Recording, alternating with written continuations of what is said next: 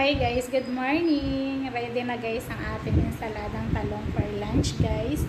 Ayan yung talong natin guys, napakuluan na natin pero hindi masyado. Ayan ang gagamitin natin sangkap, sibuyas, kamatis, sili, kalamansi. And then gagamitin tayo dyan ng salt guys syempre. At saka suka, at saka egg na red. So ayan guys, gagamitin natin. So video ko lang muna to guys. Yung finished product later na lang yun. Para meron na naman tayong may upload guys. Diba content na rin to, malaking bagay.